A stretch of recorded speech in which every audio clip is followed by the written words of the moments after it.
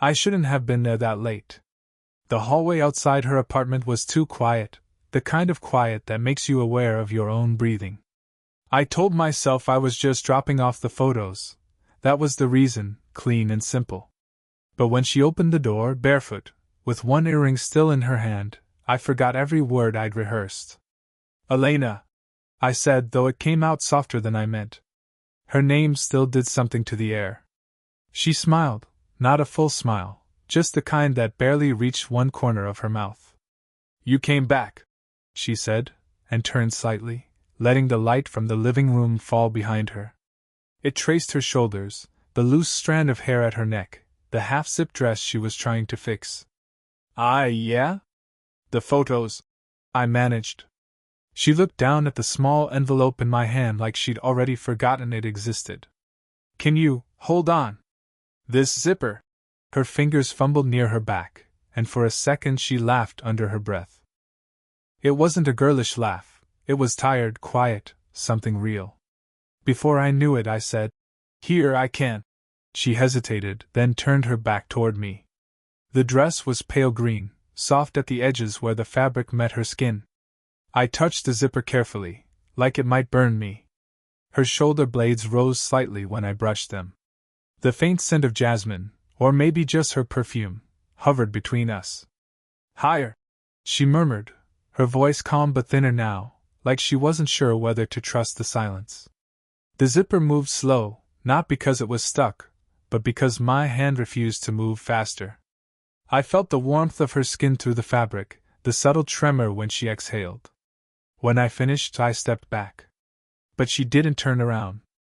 I didn't expect to see you again, she said. I wasn't sure I should come. The room behind her was scattered, books open, a glass half full on the counter, one heel kicked off near the couch. She'd always seemed composed when I saw her before, lecturing with precise words, a rhythm in everything she did. But here, now, she looked softer. Human. She finally turned to face me. Her eyes were tired, maybe from crying, maybe just from years of holding too much in. You always say that, she whispered. That you shouldn't come. Yet you do. I wanted to tell her that I didn't know how to stay away, that every time I tried, I'd end up taking the long route home, past her building. But the words stuck somewhere between my throat and my hands. Instead, I said, You look, and stopped. She tilted her head. Finish it. Different, I said. Like you've stopped pretending. Something flickered in her eyes, something sharp and almost dangerous. Maybe I have, she said, stepping a little closer. The distance between us felt smaller than it was. Her voice softened. And you still don't know why you're here? I swallowed. No. The silence after that was too long. I could hear the hum of the refrigerator, the faint rustle of fabric when she shifted her weight. Then she reached out, almost absently, and touched the cuff of my sleeve. Her fingers lingered, light but deliberate. You came to help, she said. That's all. Right. Her eyes held mine, steady, unreadable.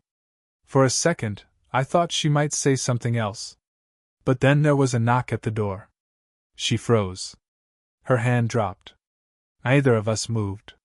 The sound came again, louder this time. And all I could think was, I still haven't told her why I really came. The knock at the door didn't come again. Whoever it was must have decided no one was home. Still, the silence that followed carried something else, like the air had shifted and neither of us knew how to breathe in it. Elena exhaled first. Probably delivery, she said. Her tone was steady, but her hand brushed the side of her neck, a nervous, fleeting motion. She turned, walked toward the kitchen, and poured herself a bit of wine, filling the silence with small, controlled movements. I stayed by the doorway, watching the faint tremor in her wrist as she lifted the glass. You still live alone? I asked. She hesitated, then nodded. I've gotten used to it. It sounded practiced, the kind of answer you give when people stop asking how you're doing. I stepped closer, the scent of red wine and rain-damp fabric catching between us. You ever miss it? Being married? She said, not looking up. Sometimes. Mostly the noise. The way it filled the room. I don't miss the pretending. Her words hung there, sharper than she meant. I knew she'd been divorced for years. Everyone in class had whispered about it back then, about the professor who stopped wearing her ring mid-semester and never mentioned why. What about you? She asked suddenly. Still running from something? I almost laughed. You make it sound dramatic. It usually is, she said softly. I leaned against the counter beside her. No. Just trying to make something of myself, I guess. I take pictures, but it doesn't always pay. My mom keeps saying I should go back to school. And yet you're here, she murmured, her eyes meeting mine briefly before sliding away again. The warmth of her arm brushed mine, accidental, probably. Or maybe not. I couldn't tell anymore. Her voice was calm, but the closeness carried a tension that didn't belong in polite conversation. She turned slightly toward me, the neckline of her dress slipping as she adjusted her hair. I looked away too late. She noticed. You always look like you're trying not to, she said quietly. Not to what? See me. That stopped me. She took a sip of wine, lips barely touching the glass. You're young, she continued, eyes fixed on the window. You still think desire is something you can control. I could feel the pulse in my throat, the kind that betrays everything you don't say. You think I don't know what I want? She smiled, small and sad. I think you haven't learned what it costs. Her words landed with the weight of experience, not cruel, just true.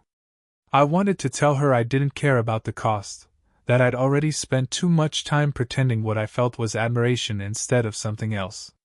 But the words refused to form.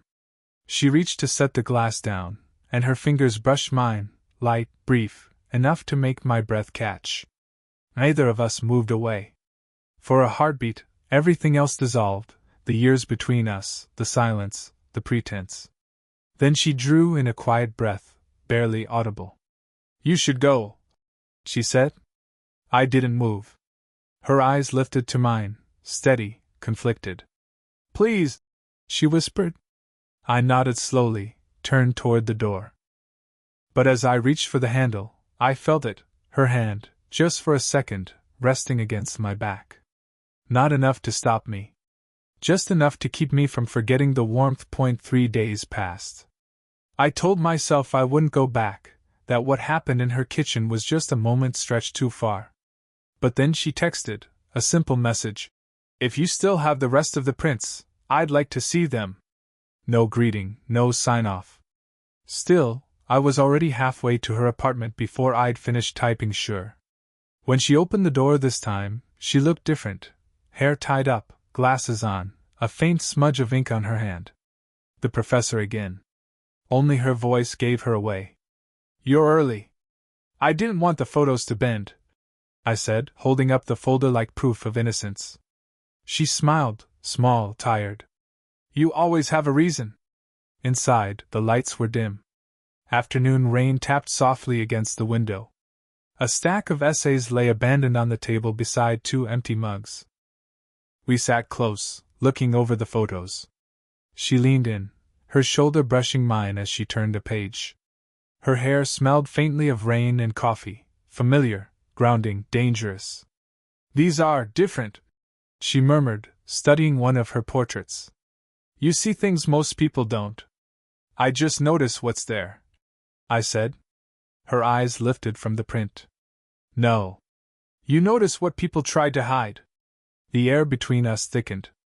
I could hear the rain, the soft hum of her breathing.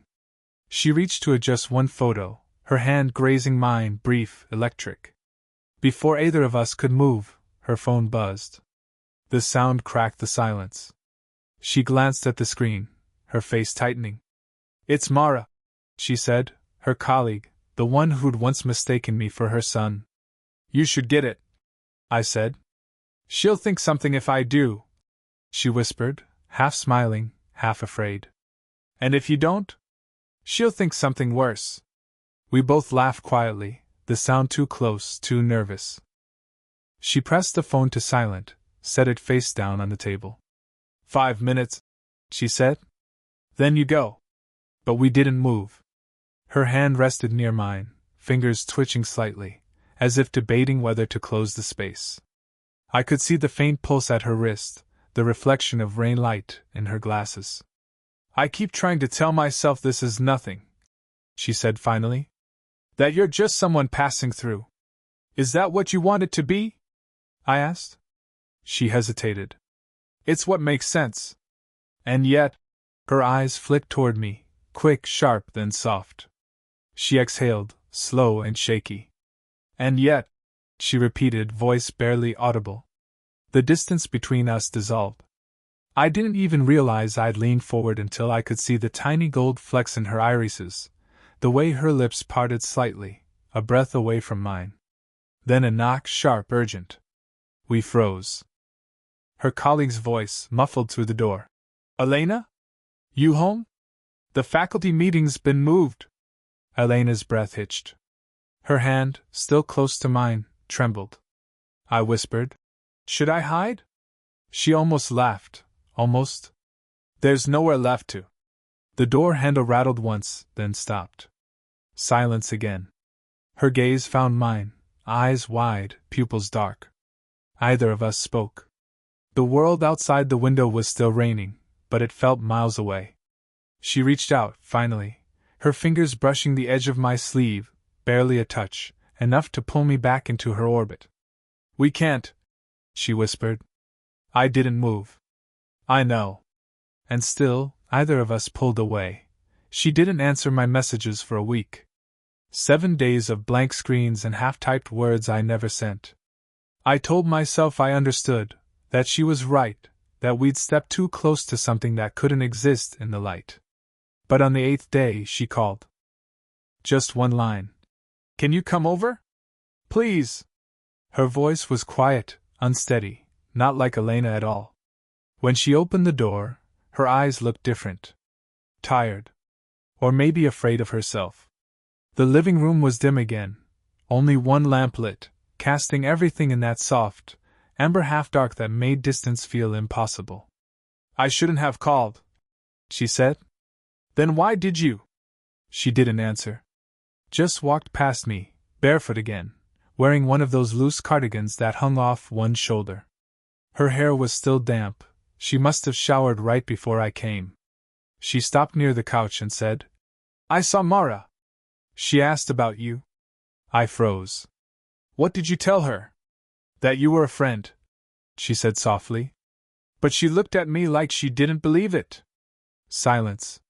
Rain again outside, it always seemed to follow us. Then she turned, eyes fixed on me. You shouldn't be here, Noah. I know, I said, stepping closer. But you asked me to come. Her breath caught. I saw it in the small rise of her chest. She looked away, then back.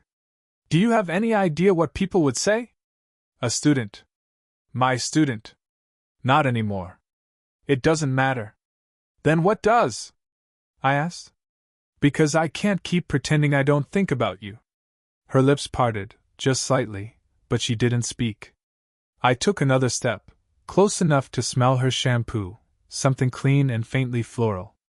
My hand lifted, then hesitated halfway, before brushing a strand of hair from her face. She didn't move. Elena, I whispered. Her eyes fluttered shut. Don't, she said, but her voice cracked halfway through the word. I could feel the heat between us, real, undeniable. Every reason to stop hung in the air, and yet she didn't move away. Tell me to go, I said quietly. She opened her eyes, met mine. I can't. That was all it took. The distance vanished. My hand found her jaw, my thumb brushing the edge of her mouth. She leaned in without meaning to, breath trembling against my skin. Then, a sharp buzz. Her phone again, vibrating across the table. Neither of us moved. It stopped, then buzzed again, insistent this time. She closed her eyes, whispered, I can't do this.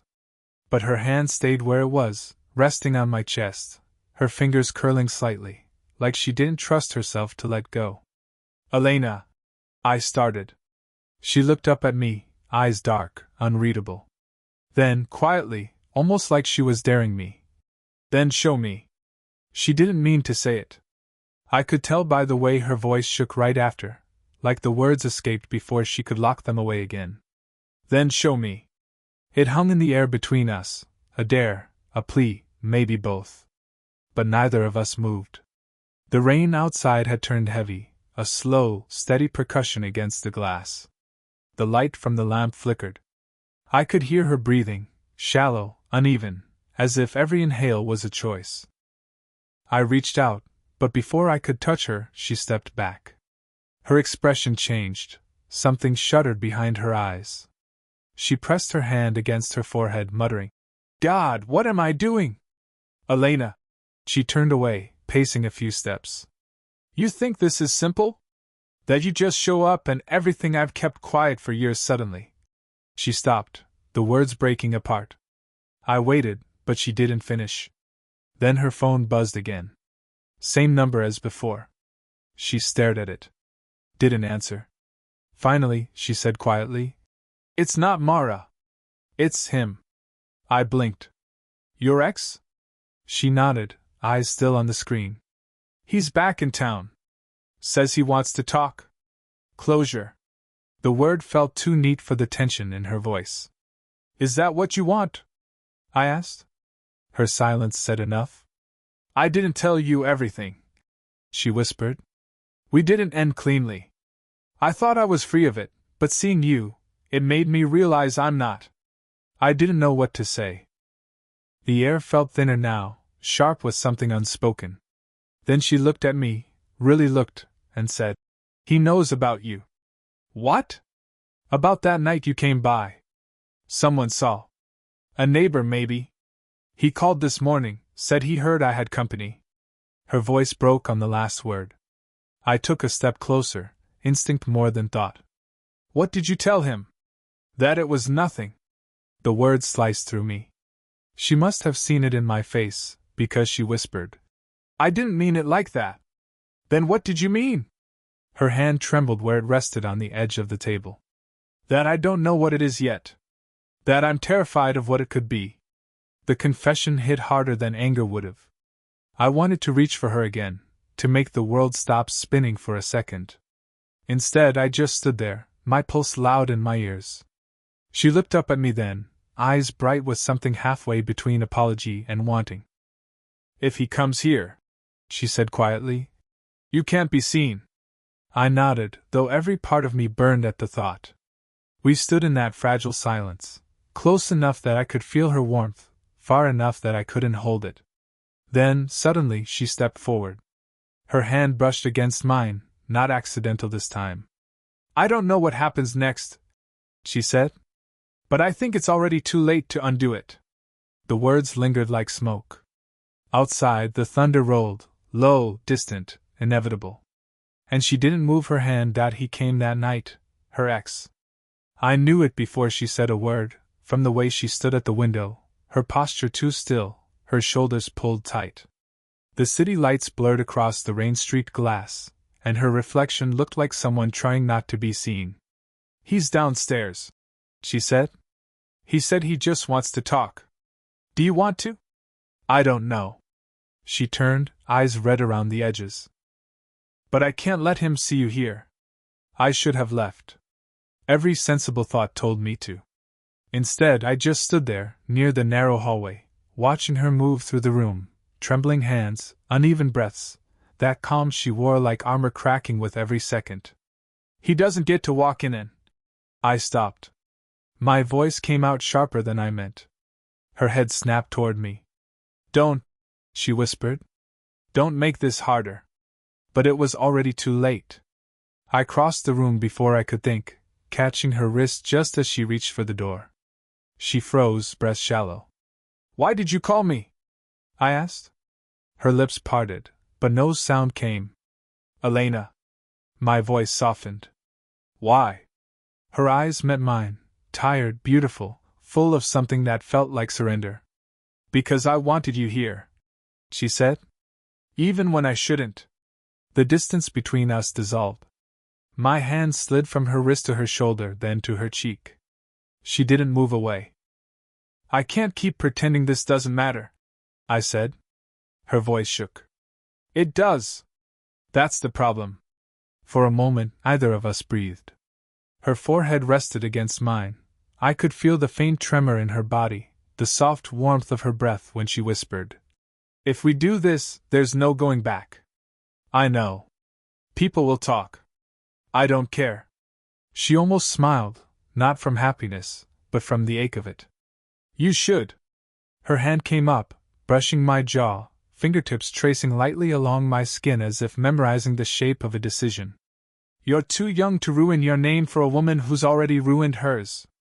Then let me choose what ruins me, I said quietly. The silence that followed felt like a hell breathed between two worlds. Her hand lingered at my collar. I felt her pulse through her palm, quick, uncertain. The air grew thick, time slowing to the rhythm of our hearts. Then, instead of pulling me closer, she stepped back. Tears shone faintly in her eyes. You'll hate me one day for this, she said. For ending it here. I won't. You will, she whispered. Because you'll realize I was right. We stood like that, one step apart, everything unsaid flickering in the space between us. Then came the sound of footsteps in the hall, a knock. Her ex. Elena turned toward the door, jaw tight, shoulders squared again. I reached for her hand once more, gently, and she let me hold it, just for a second. Her fingers curled around mine, then slipped away. That was her answer. It was weeks before I saw her again. The semester had ended. The gossip around campus had faded, replaced by new whispers about other people, other rumors. The world had moved on, but I hadn't. Every night I told myself I was fine, that what happened between us was just a moment, something fleeting. But the lie wore thin. I still caught myself passing by her street, still slowing down near that narrow window that faced the rain. Then one afternoon, she texted, "If you're nearby, come up. Just for a moment." I didn't even think. When she opened the door, the light behind her was softer, golden with late sun instead of storm. She looked the same, yet not, less guarded somehow, like she'd stopped fighting something inside her. "I wasn't sure you'd come," she said.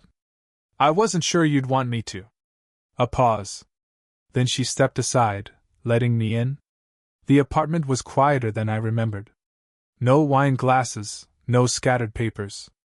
Just music playing low, something instrumental, old, familiar. She poured tea this time, not wine. "I thought about what you said," she murmured. "About choosing what ruins you." I smiled faintly. I was dramatic. Maybe. But you were honest.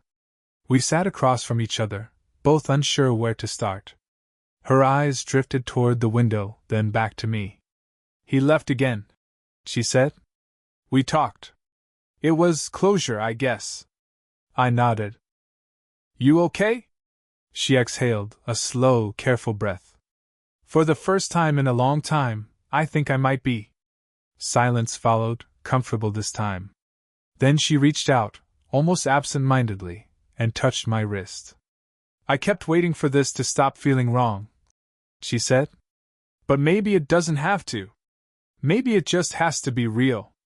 Her touch was warm, steady. My hand turned over, finding hers without a thought. Our fingers laced together easily, naturally, like something that had been waiting too long to happen. "I don't care what anyone thinks," I said.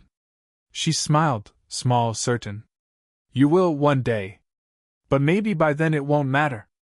Her thumb brushed over my skin, slow and deliberate. I watched her face, the faint lines near her eyes, the soft light catching her hair, and thought how strange it was that love could look like this, quiet, imperfect, still surviving. When I leaned forward, she didn't pull away. Our foreheads met, her breath mixing with mine. No rush, no storm, just a steady closeness that felt earned. "I miss you," I whispered. "I know," she said. "I miss you too." Outside, the city had dried. The rain had stopped for once.